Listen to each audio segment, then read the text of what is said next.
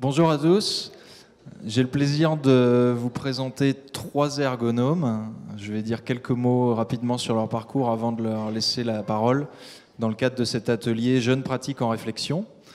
Alors d'abord, je vais présenter Sandrine Robin. Donc Sandrine, tu as été diplômée en 2016 ici. Tu travaillais avant, tu étais salariée d'un service de santé au travail. Tu as réalisé ton intervention de Master 2 dans un abattoir en Bretagne. Et donc, tu as continué par la suite en service de santé au travail, mais avec une autre fonction qui est la fonction d'ergonome maintenant. Maxime Lavoisier. Donc, Maxime a été diplômé en 2017, l'année dernière. Lui aussi, il est passé par un abattoir breton, le même. Donc, je pense que sur les 2 dernières années, entre Maxime et Sandrine, il y a une bonne partie des foyers en Bretagne qui mangent des escalopes ou des côtelettes. Les côtelettes en question ont été observées par Sandrine ou par Maxime, probablement. Et donc, Maxime, aujourd'hui, est consultant dans une société d'ergonomie.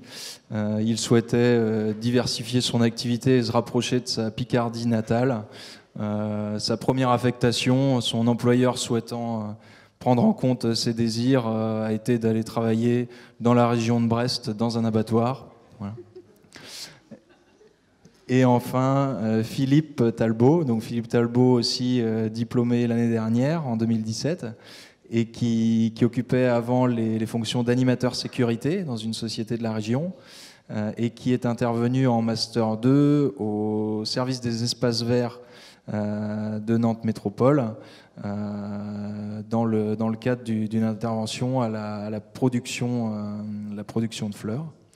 Voilà. À vous. Et moi, donc Samuel Legal, ergonome pour la société Ergotech. Et pour la petite anecdote pour Philippe, donc à la soutenance de Philippe, sa tutrice d'entreprise nous a demandé est-ce que vous auriez des ergonomes Philippe Talbot aussi pour l'année prochaine. Donc ça a donné lieu à un certain nombre de réflexions au CNAM sur du coup la labellisation de la fonction du titre ergonome Philippe Talbot.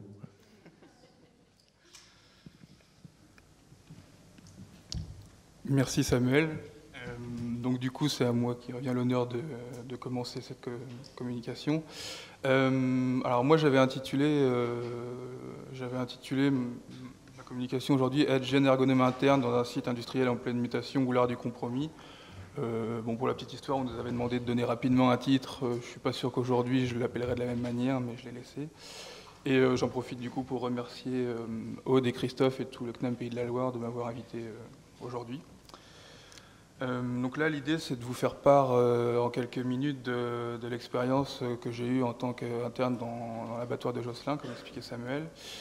Donc d'abord, pour vous remettre un petit peu dans le contexte, il faut savoir que l'abattoir avait été racheté fin 2014 par le groupe Agro-Mousquetaire. Rachat qui a déclenché un schéma directeur à hauteur de 20 millions d'euros qui concernait la reconception globalement de 3 ateliers de production. En grosso modo 50% de l'usine et 3 ateliers de 80 personnes chacune pour vous donner un peu une idée du volume. Et l'idée c'était de moderniser les outils, de simplifier les flux, voilà, des choses comme ça. Ce qu'il faut savoir également, c'est que le site n'était pas novice en matière d'ergonomie puisque avant mon arrivée, donc, le site avait été dès le démarrage du schéma directeur accompagné par différents ergonomes, une ergonome consultante qui était déjà intervenue antérieurement sur d'autres projets, et puis des ergonomes en formation, je dirais particulièrement brillantes, et je ne dis pas ça parce qu'elles sont dans la salle aujourd'hui. Donc voilà pour le contexte. Donc moi, quand je suis arrivé en septembre 2016, finalement, l'idée c'était de poursuivre l'accompagnement du schéma directeur. Je cite les mots à l'époque qui m'ont été donnés, c'est de prendre la suite ou de faire la même chose, et également de mener d'autres projets en parallèle concernant l'amélioration des conditions de travail, des aménagements de poste, voilà, des choses comme ça. Sachant que moi, du coup, dès le départ, il y avait un double objectif qui était à la fois l'obtention du master, forcément, puisque j'intervenais en 2e année, et la poursuite au sein de l'entreprise, puisque l'idée c'était que si, je vais dire vulgairement, mais si je donnais satisfaction, l'idée c'était derrière de poursuivre la collaboration au sein de l'abattoir. Donc finalement le projet s'était un petit peu décalé dans le temps, l'accompagnement du schéma directeur en tant que tel, comme tout projet, prenait du retard. Et mon intervention de Master 2 s'est centrée plus particulièrement sur la création d'une ligne de conditionnement.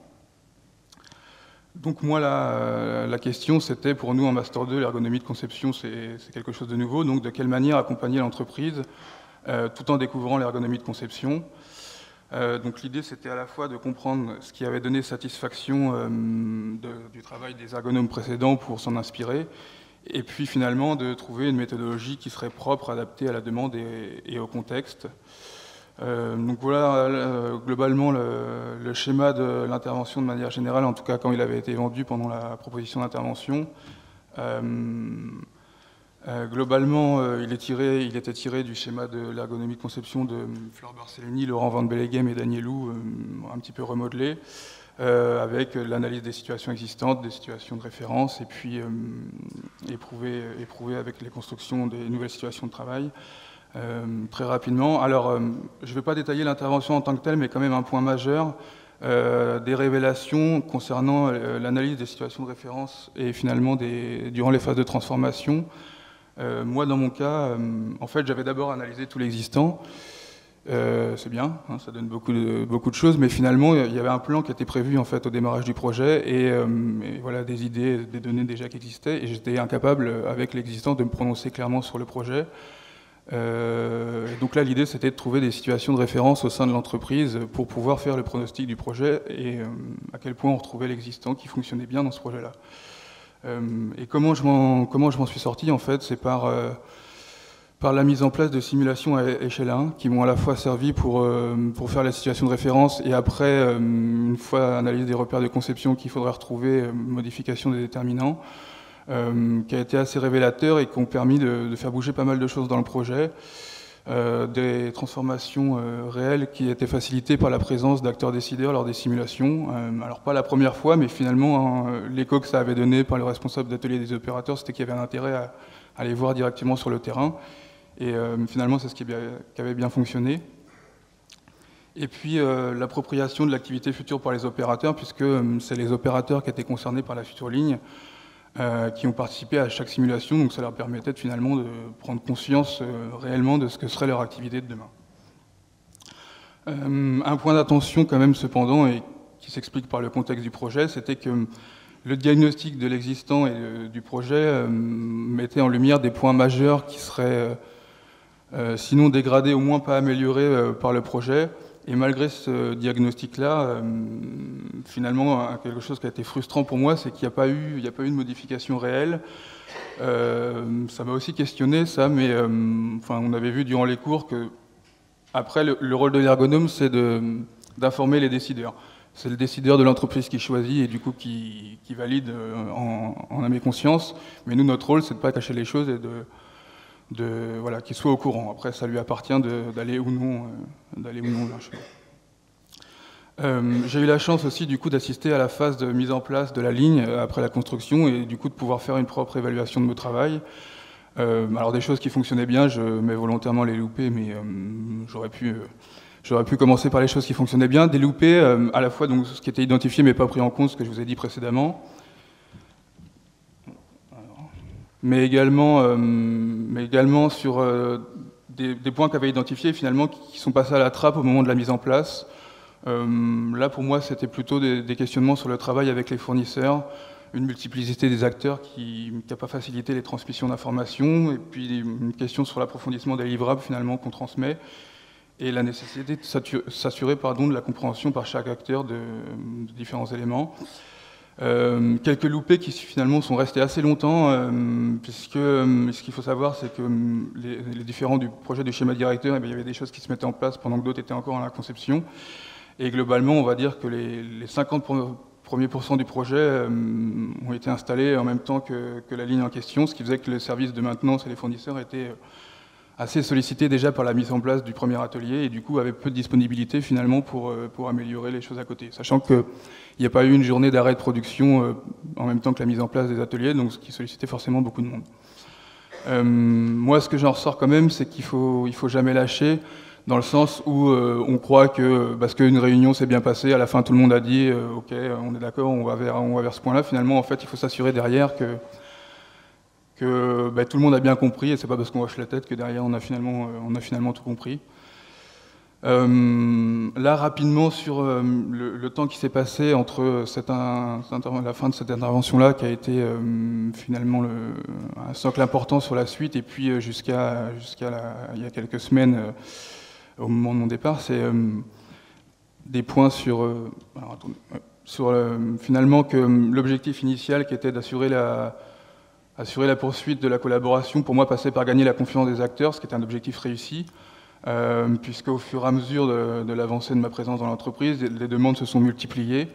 Alors l'écueil, c'est que c'était parfois des demandes plus ou moins recevables, et du coup la question c'est comment on fait face à cette diversité de demandes, sachant qu'un point que j'ai pas dit aussi, c'est que j'étais au niveau hiérarchique et dans le service basé avec l'animateur sécurité qui était mon tuteur et responsable durant l'année de formation. Et finalement, j'ai après par la suite été placé directement sous le directeur du site, donc une évolution hiérarchique et qui a permis de pouvoir gérer cette multiplication des demandes en concertation avec lui sur sur quoi on allait finalement, quelle était la priorisation à faire. Et qu'est-ce qui était plus tard, et c'est un petit peu la stratégie que j'avais jouée, c'est que les demandes qui, de mon point de vue, étaient moins recevables, finalement, elles n'étaient pas du tout prioritaires, donc la question ne se posait pas de devoir justifier que finalement, il ne fallait pas intervenir là-dessus.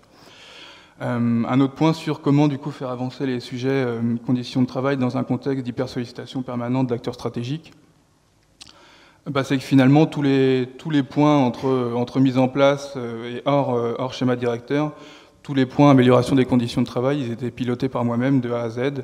Quand je dis piloté par moi-même, c'est qu'une fois que la demande a été faite et qu'on validait qu'on allait sur ces sujets-là, finalement le diagnostic était restitué, mais toute la phase de transformation, elle était gérée par mes soins, donc les relations avec les fournisseurs, gérer les lignes budgétaires, sur quoi on va, à quel moment. Ça passe aussi par la découverte, par exemple, des phases de négociation avec les fournisseurs, quelque chose qu'on nous enseigne pas au CNAM.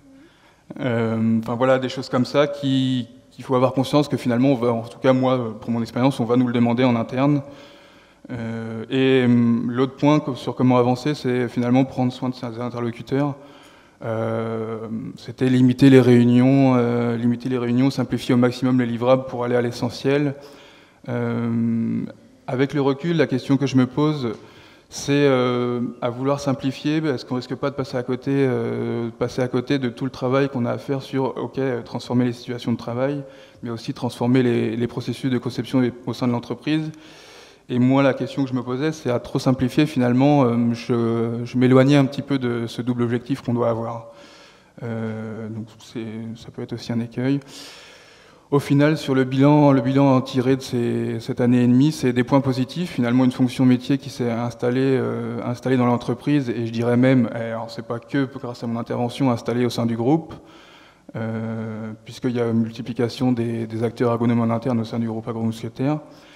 Des réflexions et des partages sur le travail consolidé. Donc comme je l'avais dit initialement, le travail avait déjà été initié en amont par les autres ergonomes, mais aujourd'hui on voyait que la place des opérateurs et des encadrants de proximité dans les projets elle était quand même assez importante. Et la place de l'activité dans les projets, la question ne se pose plus aujourd'hui de si on a moyen d'utiliser des prototypes ou d'autres moyens de simulation à échelle 1, la question ne se posait plus de pouvoir les utiliser. Également un autre point sur finalement des demandes qui viennent de plus en amont dans les projets de conception, donc qui est assez révélateur de l'utilité qu'un ergonome peut avoir dans les projets. Quelques points d'attention quand même sur la connaissance des champs d'action de l'ergonomie qui pour moi est encore relative dans l'entreprise. Alors dans les deux sens, à la fois je ne suis pas sûr que l'entreprise se doute qu'on puisse aller sur des questions organisationnelles profondes et des choses comme ça, puisque c'est quand même des choses que finalement on a eu du mal à toucher. En tout cas pour ma part, j'ai eu du mal à toucher dans les projets. Et d'autres choses, moi en arrivant dans l'entreprise, je pensais que la question geste et posture et échauffement et des choses comme ça étaient éludées, et finalement non, il y a encore un travail à faire, un travail à faire sur ces questions. Savoir dire non, non justement aux demandes que l'on reçoit, mais c'est aussi savoir dire non dans le sens où on sait que finalement le projet est bancal ou risque de pas fonctionner, mais d'être insuffisant. Et puis on dit rien parce qu'il y a d'autres enjeux. Non, quand on sait que ça va pas forcément bien fonctionner, il faut savoir le dire aussi. Et puis la nécessité de cadrer les interventions, finalement, je pense dans des projets annexes, se passer de réunions de lancement avec les décideurs et se passer de réflexions sur lesquelles on peut aborder le travail. Je pense que c'est aussi quelque chose sur lequel il faut faire très attention. Et j'en ai parlé aussi un peu, mais toutes les phases de suivi qui sont indispensables, le suivi de tous les sujets, parce que finalement, quand on pense que c'est acquis, en fait, c'est jamais acquis, quoi. Voilà.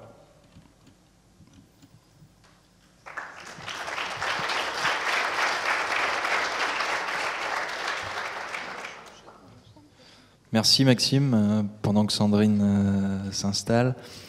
Donc merci pour cette description. Donc, on voit d'une intervention industrielle qui touche le schéma directeur d'une usine, où tu nous décris une méthodologie finalement que tu as dû adapter, ajuster par rapport au contenu du projet.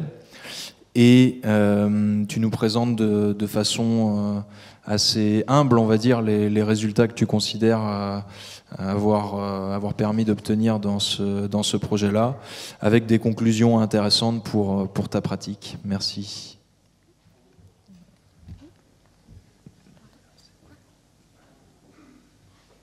Pardon. Oui, en plus je le vois. Alors voilà, l'objectif de mon intervention aujourd'hui est de vous expliquer le rôle et la place de l'ergonome en service de santé au travail. Donc j'ai pris le prisme du cadre réglementaire pour vous expliquer un peu quelles pouvaient être les missions d'un ergonome en service de santé au travail, des missions qui sont bien cadrées et notamment par le Code du travail. Donc je vais passer assez rapidement vu le temps qui m'est imparti aujourd'hui, donc 10 minutes. Donc on est passé en fait de la médecine du travail à la santé au travail par des réformes successives alors je suis remontée en 2004 où déjà la dénomination médecine du travail a été abrogée en quelque sorte et tous les services se sont appelés services de santé au travail. Donc il y a déjà une modification dans la philosophie, dans le mode de fonctionnement, avec notamment l'arrivée de nouveaux métiers.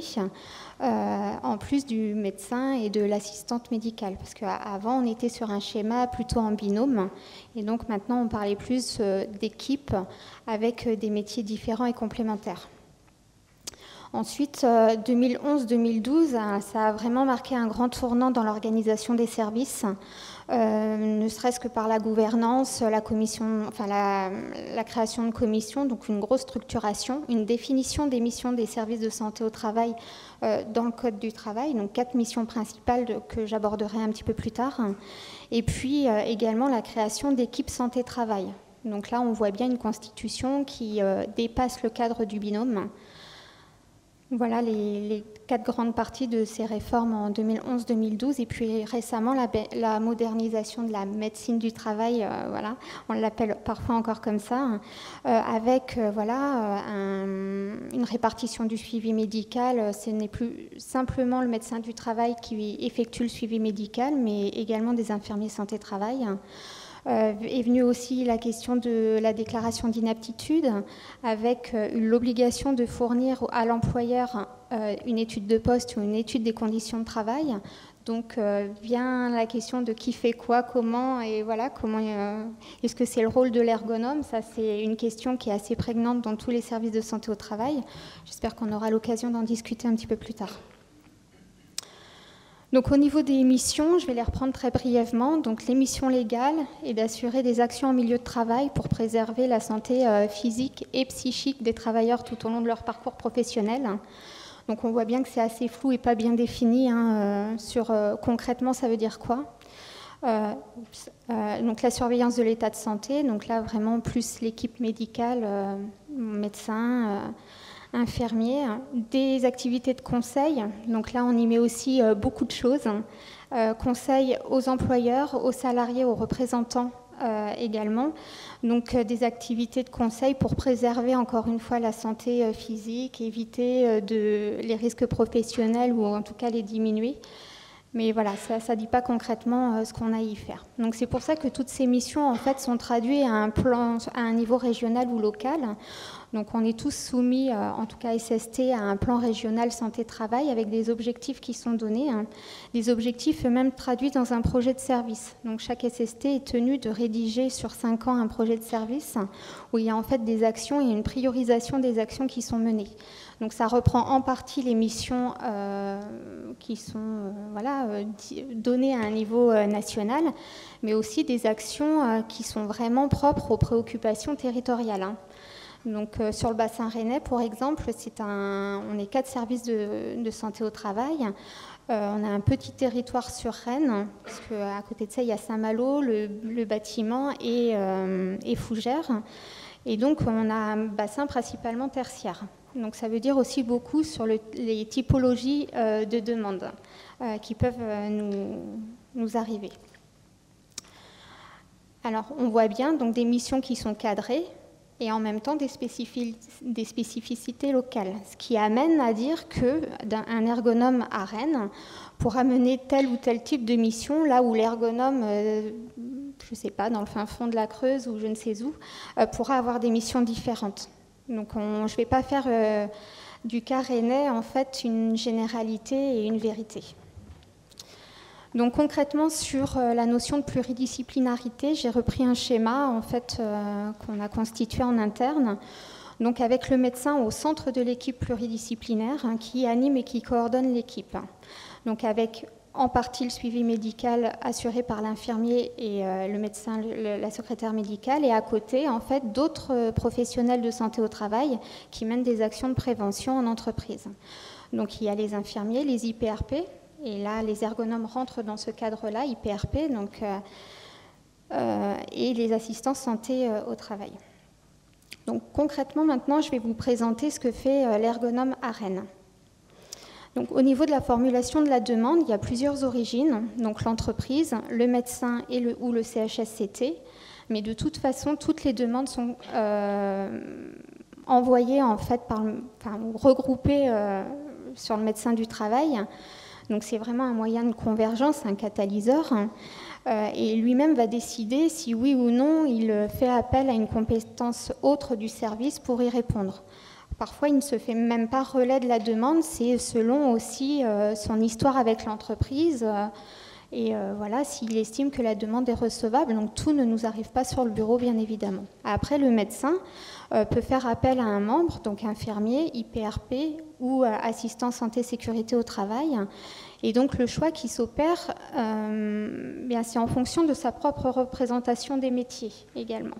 Est-ce qu'il a bien conscience, pour exemple, ce que peut faire un ergonome? Est-ce qu'il ne confond pas ergonome et ergothérapie? C'est un vrai débat. Et nous, c'est peut-être un combat au quotidien également. Alors, on essaye de définir les missions de chacun. Et c'est vrai qu'on a tendance à enfermer, et là je prends l'exemple de l'assistance santé-sécurité au travail à Rennes, à faire uniquement des fiches d'entreprise.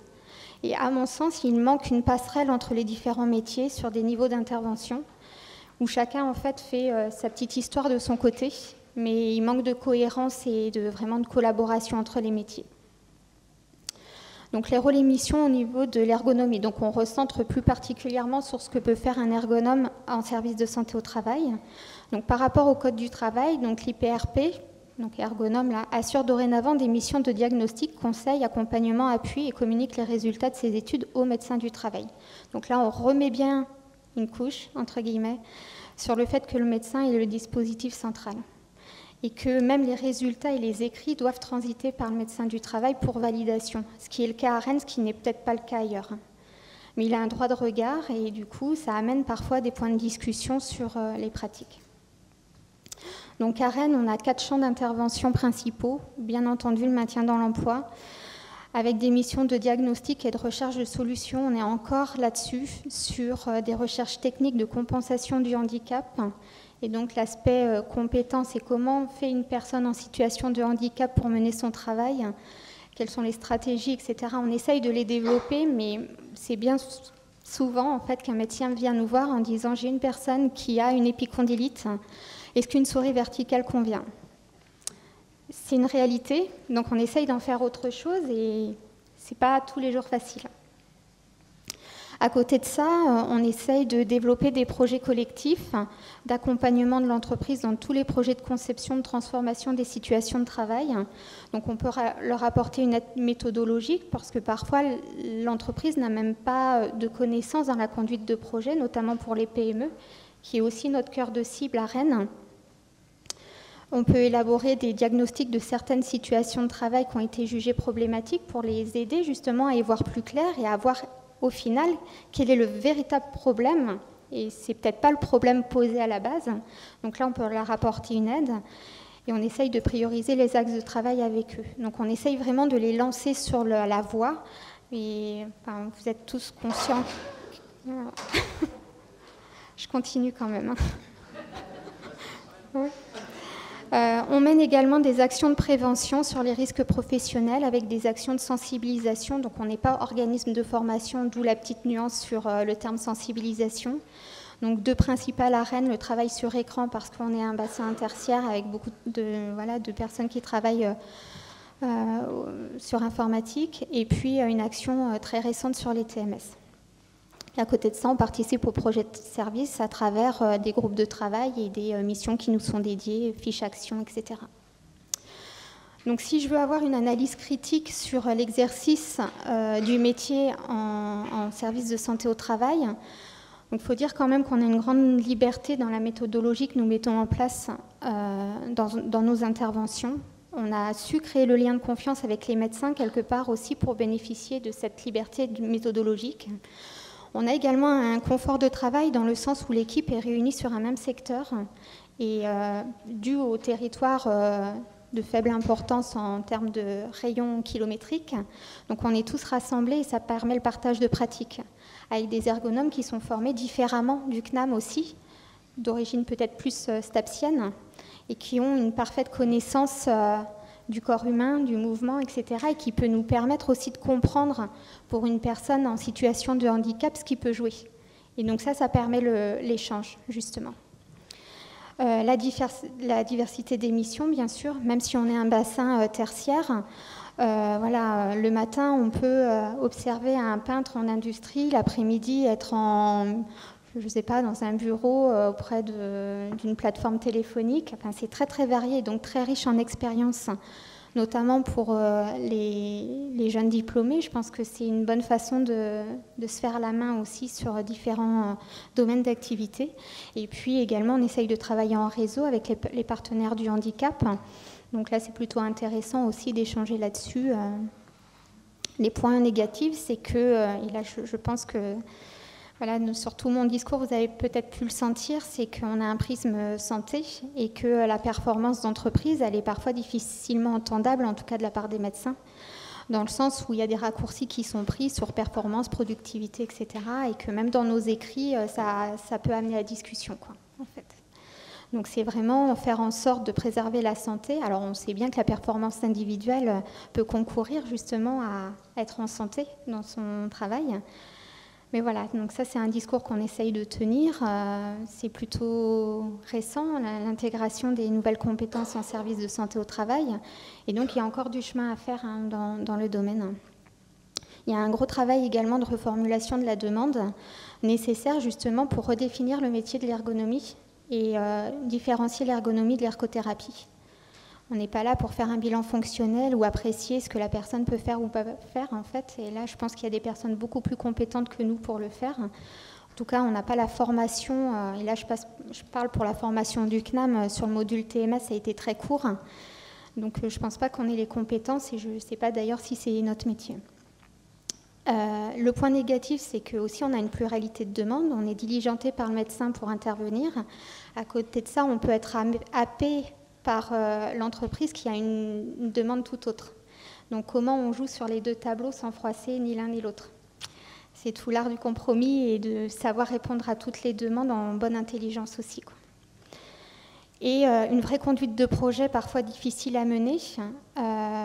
Clairement, on ne fait pas un métier de consultant, hein. On ne peut pas passer 20 jours, 30 jours en entreprise. Déjà parce qu'il y a un problème d'effectifs, hein. On a 7 ergonomes à Rennes. Il y a un nombre de demandes conséquents sur l'année, 350 demandes chaque année, et un nombre d'adhérents, 13 000 adhérents pour 170 000 salariés. Donc on comprend bien que justement le médecin fait son rôle de catalyseur, et heureusement quelque part, parce que de toute façon on ne pourrait pas répondre à toutes les demandes. Et je pense qu'il y a peut-être un travail à faire de collaboration avec d'autres ergonomes, peut-être consultants, une passerelle à créer, je ne sais pas, c'est une discussion qu'on peut avoir en tout cas. Voilà, je vous remercie. Ah, je voulais faire... Non, je n'ai pas fini.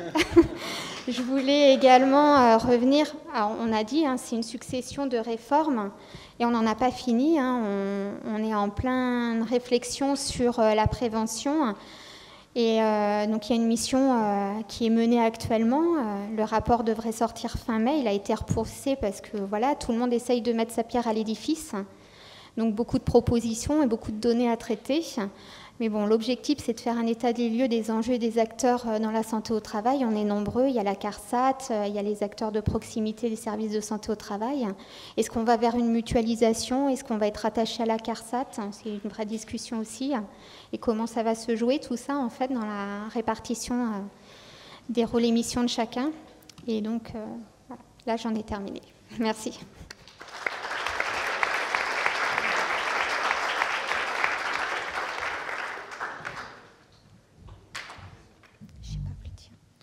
Merci Sandrine de nous avoir présenté le contexte, ton nouveau contexte de travail. Avant, tu travaillais dans le même service de santé, mais avec d'autres fonctions. Maintenant, on va écouter Philippe, pour qui aussi l'ergonomie est une réorientation professionnelle. Oui, une sacrée réorientation professionnelle. Alors, je vais vous parler de l'animateur sécurité et à l'ergonome des pratiques qui sont en confrontation. Ben non, je vais vous laisser faire quand même. C'est dommage parce que je ne vais pas utiliser le PowerPoint. Hein. Je vais vous raconter d'abord une histoire et après je l'utiliserai. Alors, c'est étonnant parce que ça fait 2 ans pile poil aujourd'hui que j'ai eu un petit souci alors que j'étais en formation au CNAM. Alors, il faut savoir une chose, hein, pour la petite histoire. C'est que j'ai travaillé en tant qu'animateur sécurité pendant 23 ans. Donc ça fait quand même quelques années, quoi. Donc j'ai eu j'ai une standardisation, une formatisation, à dire peut-être du cerveau. Disons que je regardais les choses d'une certaine façon. Bon, alors j'ai commencé mes études au CNAM, hein, donc en première année, alors que je faisais justement, ça fait 2 ans pile poil, juste avant les rendez-vous de l'ergonomie, une présentation au tuteur tout d'un coup, en présentant les belles photos que j'avais pu prendre et en commentant ce que je pouvais y voir. Ma tutrice m'a simplement dit « Mais qu'est-ce que tu me montres? En fait, tu ne me montres pas l'activité. » Concrètement, ce qui s'est passé dans ma tête, c'est que j'ai eu un petit blocage, ou plutôt un gros blocage. Donc je me retourne et je lui montre les photos. Je lui dis, mais si, on voit bien de l'activité sur les photos, non? Et puis en plus, je donne une description. Et en fin de compte, j'ai dû demander l'aide de 2 personnes, de 2 collègues, qui ont dû m'expliquer ce qu'il y avait eu comme problème, hein, qu'est-ce que je n'avais pas pu comprendre. Donc, bien sûr, ils ont été très bien gentils, et ils m'ont donné une vision particulière que eux, ils avaient justement de ce que je n'avais pas vu. Alors, désolé pour les 2 personnes qui sont présentes dans la salle, je n'ai pas compris tout de suite ce qu'ils m'expliquaient. Ça a duré, en fin de compte, 1 semaine. Ça va, pour moi, ça n'a pas été. Ça a été plutôt long. Alors, je vais vous montrer maintenant le diaporama. Et vous allez faire le lien avec mon trouble énorme que j'ai pu avoir. Alors, j'étais donc animateur sécurité pendant 23 ans. 23 ans. Donc, j'ai eu une vision qui était plutôt orientée cause et solution. face à un accident, j'ai un problème, ben, je mets une solution devant. Et en général, c'est plutôt matériel et individuel. C'est la situation là, présente. Je donne une solution. Et plus vite je donne la solution, plus vite je suis content.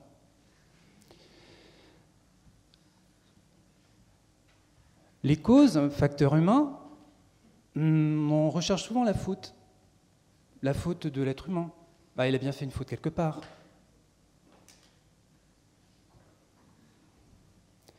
Et on est face à des contraintes réglementaires qui sont très fortes.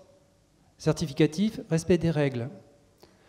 Alors, dans ma première vie, parce que j'ai eu 2 entreprises, dans la première vie, en fin de compte, j'allais sur le terrain, mais il était possible, quand j'analysais les causes et choses comme ça, je vais vous donner un exemple, que je n'aille pas suffisamment profondément dans vraiment les problèmes, les déterminants.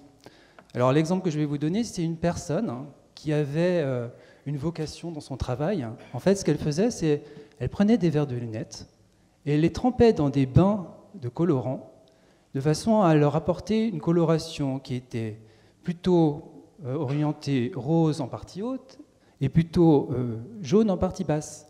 En fait, c'était des verres, qu'on utilisait donc des verres optiques pour pouvoir simuler un maquillage pour vous, mesdames. Cette personne avait tellement un attrait à le faire, elle le faisait les mains nues. Vous imaginez, sur les lunettes, on arrivait à les colorer, donc les verres de lunettes, on arrivait à les colorer, vous imaginez ses doigts. Et bien, la solution qu'elle avait trouvée pour enlever ces couleurs-là, parce qu'elle ne voulait pas aller faire ses courses avec des doigts qui étaient colorés, ce qu'on peut comprendre, elle prenait de l'eau de javel pure afin de se nettoyer les mains. On avait beau, l'infirmière du travail et moi-même, lui dire « mais mettez des gants quand vous travaillez ». C'est la solution qu'on lui avait donnée. Vous comprendrez que mon trouble a été très fort parce que, en fin de compte, c'était la seule solution qu'on avait pu donner. Et vous remarquerez qu'en ergonomie, on va beaucoup plus en profondeur pour retrouver éventuellement des solutions. Ou plutôt pour voir quelle est vraiment l'activité et quelles pourraient être les solutions à envisager. Donc là, déjà, ça pouvait participer à mon trouble. Une autre chose, durant ma 2e vie, un autre exemple, ma 2e vie était basée surtout sur des certifications. Alors le management de l'environnement, le management de la sécurité, le management de l'énergie. Donc ce que je faisais toute la journée, en fin de compte, c'est que je faisais des modes opératoires, des règles, des consignes. Et un jour, on m'a demandé de faire une consigne particulière qui concernait la consignation, non pas électrique, mais la consignation mécanique. Eh bien, quand j'ai commencé à présenter le document que je voulais mettre en place, le mode opératoire, je l'ai présenté à 2 personnes, c'était des managers. Ces managers ont tout de suite refusé ce document-là. Pourquoi? Parce que dans un souci de couvrir l'ensemble de la réglementation, en fin de compte, j'avais fait un seul document pour l'ensemble des situations. Ça doit vous parler. Dans mon cadre de l'animateur sécurité également, on fait des suivis d'indicateurs, plein d'indicateurs et plein de tendances. On les exploite plus ou moins derrière, bien sûr. On a une logique de contrôle et de catégorisation. L'évaluation des risques en fait partie. Et en général, lorsque l'on met une ligne, parce que dans l'évaluation des risques, on a un risque, etc., on met une ligne et on essaye de la remplir, on essaye de forcer un peu les choses pour que ça aille bien dans les cases. Donc du coup, vous imaginez, on est plutôt dans la standardisation dans ce cadre-là. Et ça, bien sûr, ça peut contrarier la productivité et la performance. En tant qu'animateur sécurité, la performance, ça peut poser des problèmes. Et en plus, de plus en plus, avec la certification notamment, au fur et à mesure que j'étais dans mon travail, je m'éloignais du terrain. Je dirigeais tout à partir des indicateurs et des tendances. Et il y avait très très peu de débats. En fait, dans ce cadre-là, en tant qu'animateur sécurité, on pourrait dire qu'on était dans une sécurité réglée. Et bien sûr, mes études m'ont amené à devenir ergonome. Et en fait, qu'est-ce qu'on voit? On est ergonome, on a une vision orientée sur les régulations de l'opérateur. Par rapport à l'animateur sécurité, vous voyez qu'il y a une petite différence. On regarde ce qui se passe vraiment, le réel du travail. On a une analyse systémique prenant en compte l'organisation et la performance. On ne voit pas la performance en tant qu'animateur sécurité. On regarde la diversité et la variabilité. En tant qu'animateur sécurité, on aime bien les standards quand même. On fait des logiques de liens et les effets. On fait une co-construction participative après prise en compte des besoins. C'est les espaces de débat. Et bien sûr, on essaye de développer les compétences. Vous voyez des différences? Ce ne serait pas une sécurité gérée? Mais malgré tout, est-ce que l'animateur sécurité et l'ergonome ne peuvent pas être complémentaires? Même si on a une représentation différente de la prévention, on a une conviction commune d'aller vers l'amélioration des conditions de travail et de sécurité. On a une vision commune des enjeux, la santé. On développe tous les deux le REX. Et on a un apport de multiples données permettant à l'ergonome d'orienter plus rapidement ses études. En fait, à l'animateur sécurité, avec toutes les données qu'il peut avoir, l'ergonome qui vient et qui utilise ces données, il peut faire des analyses et s'orienter par rapport aux études. Et il y a des lieux d'échange que l'animateur de sécurité pratique où on peut s'insérer pour pouvoir discuter du travail. Et bien sûr, tous les deux, on priorise, et que ce soit les priorités et les actions. Est-ce que ce n'est pas une sécurité efficace si on travaille ensemble? Voici quelques références par rapport à la sécurité. Merci.